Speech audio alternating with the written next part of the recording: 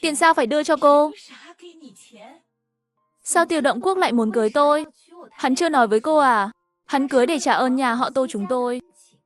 Nếu cô không đồng ý chuyện hôn sự này, thì đưa tiền trả ơn đi. Lời nói với cô. Dù sao tôi không đồng ý cho cô bước vào nhà. Nhờ Trương Quế Lan quay về, cảnh túng thiếu của nhà họ Tiêu tạm thời được xoa dịu. Bàn ăn cuối cùng cũng có chút dầu mỡ. Tô Thành Nhiễm không bỏ lỡ cơ hội làm họ tức. Cơm vừa xong là kéo Tô Nam Tinh ngồi ngay bàn. Nam Tinh ăn nhiều thịt vào. Trứng gà cũng ăn chút. Làm việc thì chẳng thấy mặt. Ăn cơm thì chạy nhanh lắm. Tôi không nấu trứng cho hai người đâu. Động Quốc, anh đi làm vất vả, phải bồi bổ cho tốt. Tiểu Quân, em từ nhỏ khổ sở, ăn nhiều trứng để con cao lớn. Còn Vân Phương nữa, một mình nuôi con chẳng dễ gì. Ôi, hồi đó, ba tôi thương học sinh què thiếu dinh dưỡng. Thương lén mang trứng mẹ tôi luộc tới trường, chia cho học sinh. Động Quốc, anh từng ăn trứng ba tôi nhịn không? Tiêu Động Quốc mặt cứng đờ, đưa tay lấy quả trứng trước mặt, đặt sang trước mặt Tô Nam Tinh. Cho thằng bé ăn, tôi không cần. Không sao, của tôi cho Động Quốc. Thôi nào, chỉ là của trứng thôi. Đẩy qua đẩy lại không ai ăn. Thì để tôi ăn, Động Quốc anh thấy sao? Bữa cơm đoàn viên hiếm có. Mà trừ Tô Thành Nhiễm và Tô Nam Tinh, ai cũng đầy một bụng tức. Ăn xong, Tô Thành Nhiễm dẫn Tô Nam Tinh ra ngoài. Tiêu Động Quốc thấy thế, vội đuổi theo. Thành Nhiễm, mẹ tôi mồm dao găm lòng đậu hũ. Lát cô về mua ít đồ cho bà. Nói vài lời ngọt ngào. Đừng để ảnh hưởng việc mai chúng ta đi đăng ký. Hừ, được anh đợi đấy. Đến đây là hết buổi tối. Tô Thành Nhiễm dẫn Nam Tinh đúng giờ cơm về lại. Nhưng cô đoán chắc tối nhà không nấu ăn, nên đã sớm dẫn Tô Nam Tinh ăn ở nhà hàng quốc doanh. Vừa vào cửa, bàn ăn của Nhiên toàn đồ thừa trưa. Tiêu Động Quốc thấy Tô Thành Nhiễm tay không, chẳng nói gì. Tôi tưởng hai người không về, nên không nấu phần. Không sao, chúng tôi ăn sủi cảo thịt lợn ở nhà hàng quốc doanh rồi. No căng, mọi người cứ từ từ. Tôi đến. Tô Thành Nhiễm chợt nghe ai đó lén mở cửa sổ, rồi thả vào con cóc ghẻ cô sợ nhất. Chắc chắn Tiểu Quân làm. Thằng nhóc thích bắt cóc ghẻ chơi lắm. Nó chắc tưởng Trương Quế Lan về là đỡ lưng cho nó. Ngửa ra nữa rồi. Cô, đừng sợ, cháu ném nó ra ngoài. Sáng hôm sau, tiếng hét kinh hoàng của Trương Quế Lan vang khắp đại viện. Ai thả cóc ghẻ vào chăn tôi vậy? Tô Thành Nhiễm bị đánh thức, nhìn Nam Tinh ngủ say, lặng lẽ bước ra ngoài. Đây chẳng phải con cóc ghẻ của Tiểu Quân sao? Sao lại chạy vào phòng bà? Sao là Tiểu Quân được? Ai trong viện chẳng biết, Tiểu Quân ngày nào cũng rảnh bắt cóc ghẻ chơi. Mấy hôm trước còn nhét vào cặp tôi, sợ đến mức tôi đập đầu vỡ. Mới mấy ngày, bà đã quên rồi. Mau lôi con cóc ghẻ khỏi chăn tôi đi. Tiểu Quân ngáy ngủ chưa hiểu gì, đã quên tay bắt con cóc ghẻ ra. Trương Quế Lan thấy cảnh này, lập tức nghi ngờ. Tiểu Quân, thật là cháu làm à? Không phải cháu. Chắc chắn thằng nhóc nhà họ Tô làm. Hôm qua tôi với Nam Tinh về là ở yên trong phòng. Nó bắt cóc ghẻ ở đâu ra? Đồng chí Thẩm, thằng bé này cần dạy dỗ lại. Nó thả cóc ghẻ vào phòng phụ nữ, muốn xem trò vui. Ai ngờ sáng sớm, nó lại chui vào chăn bà nội. Cháu chỉ muốn thay bà chút giận, dạy dỗ con mụ xấu xa với thằng nhóc đó. Cháu cũng không biết sao con cóc ghẻ lại chạy vào phòng bà. Chưa nói hết, Hứa Minh Phương tát một cái vào mặt Tiểu Quân. Mày sao thế hả thằng nhỏ? Còn không mau, xin lỗi bà đi. Thấy Tiểu Quân bị đánh, mặt Trương Quế Lan dịu đi chút. Thôi, thằng bé không hiểu chuyện.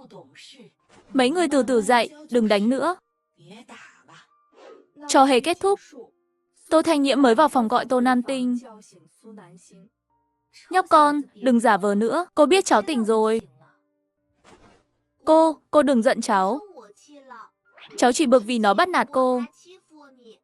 Nam Tinh, cô biết cháu muốn giúp cô chút giận. Nhưng sau này không được làm thế nữa. Có chuyện xấu, cô có thể ra mặt. Nhưng cô không muốn Tô Nam Tinh lặp lại sai lầm kiếp trước. Tô Nam Tinh nhìn Tô Thanh Nhiễm đầy bất mãn, vội gật đầu đồng ý. Sau chuyện sáng nay, không khí trong nhà lạ lùng cực kỳ. Tô Thanh Nhiễm biết rõ, với tính Tiểu Quân, trận đòn hôm nay không dễ qua đâu. Nên cô dẫn Nam Tinh biến mất sạch, để lại chỗ cho bà cháu họ sống vui vẻ với nhau. Chiều về nhà họ Tiêu, tiếng ồn ào vang lên từ đại viện. Mẹ già, ban ngày mẹ trông thằng bé kiểu gì? Sao Tiêu Quân lại hỏi thế? Tôi cũng chẳng biết. Ban ngày còn khỏe lắm mà. Sao tự nhiên bệnh ra? Động Quốc, anh đừng lo. Chắc sáng nay bị dọa. Giờ chúng ta đưa nó đi viện. Ô, Tiểu Quân lại bệnh à? Hồi trước nó thả cóc ghẻ làm tôi đập đầu. Tôi đò nó bệnh luôn, vào viện ngay. Đến đây thì hết, lại trò nghịch ngợm, thả cóc ghẻ vào chân bà nội. Sáng nay bà chỉ dạy nó vài câu. Giờ đã bệnh rồi. Cô nói xem nó có giả vờ không? Trương Quế Lan nghe xong, lập tức tỉnh ngộ. Đúng thế, Tiểu Quân khỏe như trâu. Sao nói vài câu là bệnh được? Phải rồi, Động Quốc làm việc khổ sở vậy. Mẹ con cô hơi tí là chạy viện. Tốn tiền không nói, đêm nào cũng quấy Động Quốc không ngủ được. Lỡ ban ngày mệt mỏi, mất việc thì sao? Động Quốc à? Cô nói thật không? Vốn định bênh mẹ con Thẩm Vân Phương, nhưng thấy Tô Thanh Nhiễm bênh mình. Tiêu Động Quốc sướng rơn trong lòng. Đi mấy lần rồi. Trẻ con hay bệnh vặt, không sao, tốn chẳng bao nhiêu. Động Quốc, tôi biết anh tốt bụng rộng rãi, nhưng không thể giấu người lớn. Mới nửa tháng tôi về thôi, anh đã đổ vào mẹ con nhà Thẩm hơn cả tháng lương. Sau này sống sao nổi với kiểu vung tay thế? Hừ, mụ xấu xa. Tiền của chú là tiền của chúng tôi. Mụ dựa vào đâu không cho chú tiêu cho tụi tôi? Trương Quế Lan nghe Tiểu Quân trơ mặt đòi tiền con trai, khép đến mức muốn xỉu. Liếc Tiêu Động Quốc một cái thật sắc. Mày vào phòng với tao, có chuyện nói. Mẹ, để con đưa Tiểu Quân đi viện trước. Về rồi giải thích với mẹ. Đi viện gì? Tiền nhiều đốt không hết à? Trẻ con khó chịu chút là bình thường. Uống nước nóng là khỏi. Thẩm Vân Phương muốn giải thích, nhưng Trương Quế Lan chẳng cho cơ hội. Đóng sầm cửa lại. Tô Thanh Nhiễm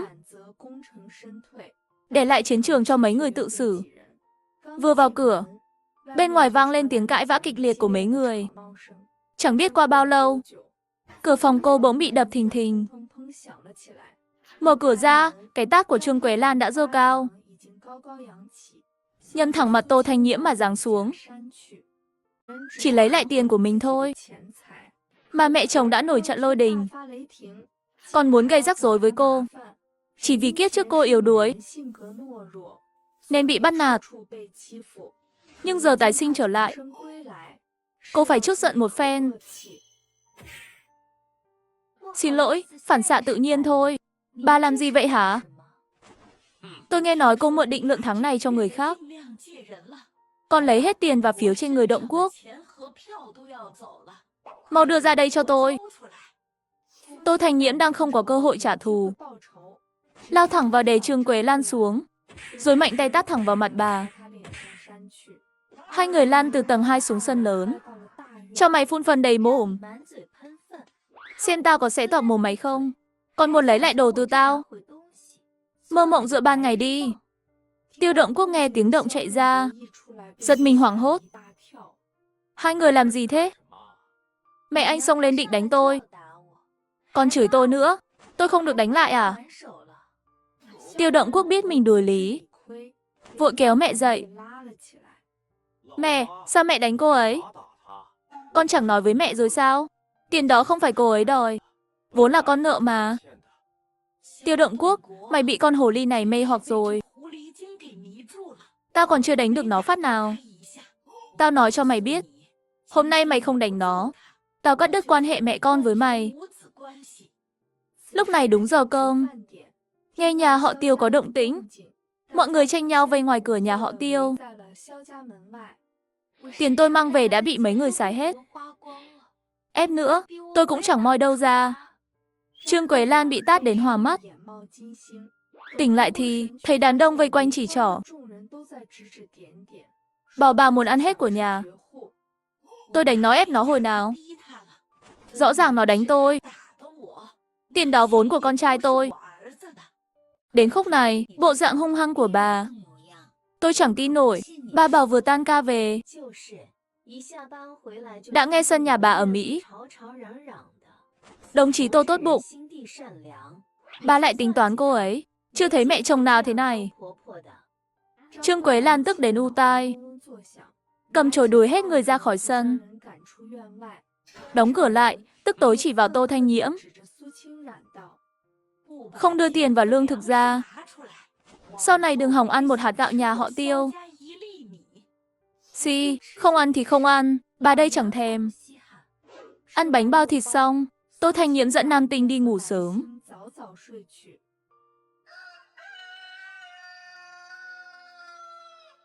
Ra ngoài ăn sáng. Cô, tối qua bánh bao còn 2 cái. Cháu ăn là đủ. Hừ, chắc chắn Tiểu Quân ăn trộm.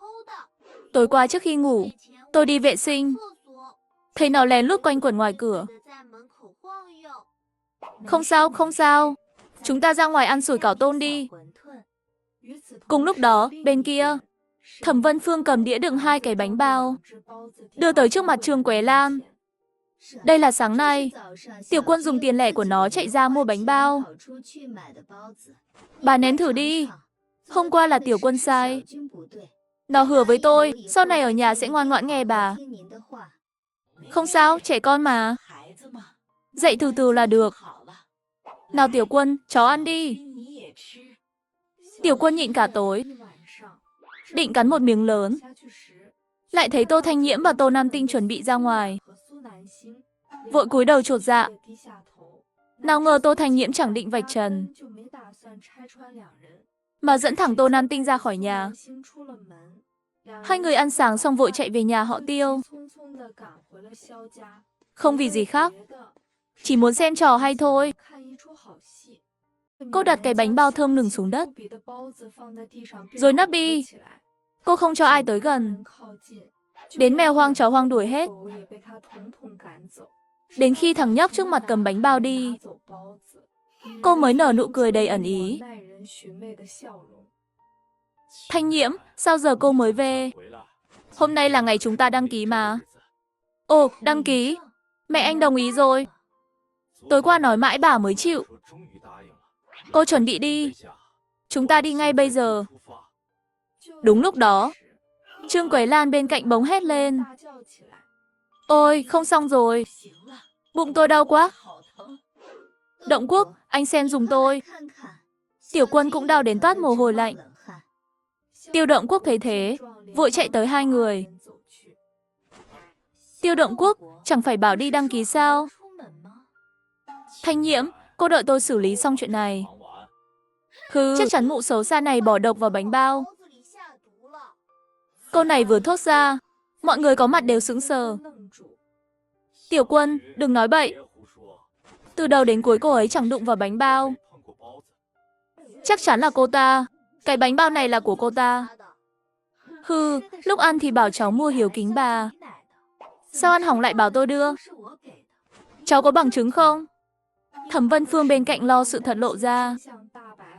Mang tiếng ăn trộm, lúc đó Tô Thanh Nhiễm chẳng biết sẽ tuyên truyền thế nào. Vội vàng giải thích. Bánh bao này đúng là Tiểu Quân đi mua. Nó đau bụng quá. Nói lời bực thôi, cô đừng chọc nó. Dù không biết Tiểu Quân mua bánh bao ở đâu, nhưng người bán cho nó chắc chắn có vấn đề. Mấy người không mau đi đòi tiền bồi thường. Đi muộn là họ không nhận đâu. Ồ, đúng rồi. Tiểu Quân, đi thôi. Chúng ta đi đòi tiền bồi thường. Đến đây thì hết, cả hai đau thế này. Chắc đòi được mớ tiền to.